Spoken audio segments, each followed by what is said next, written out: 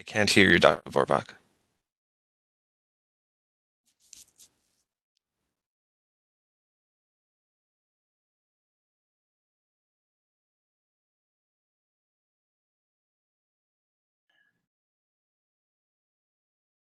All right, I think I can hear you now, Dr. Vorbach. I hear you. Can you hear me? Yes. Okay.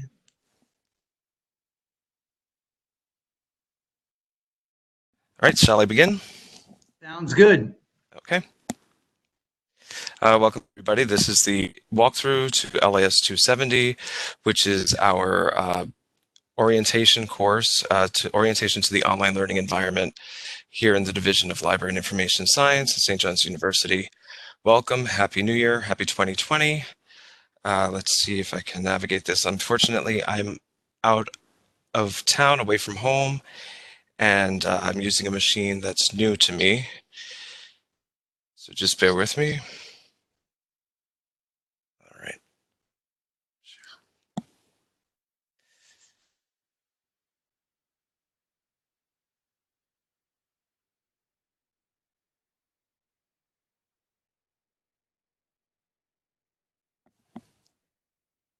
Right. So you should be seeing my browser.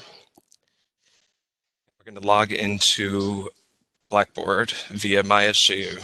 So we're going to mysju.stjohns.edu. Username and password.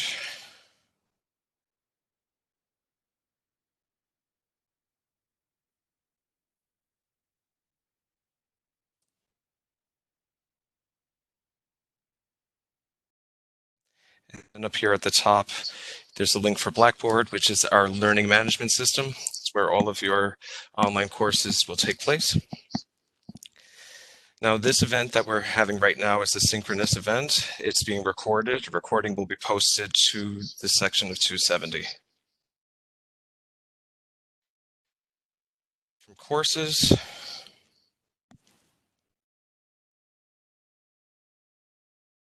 and we're going to colloquia.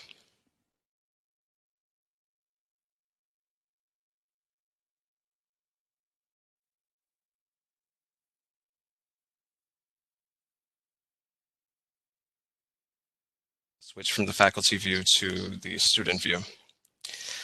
And the point of today's meeting is to just walk you down the ribbon and help you orient yourself to this online orientation program.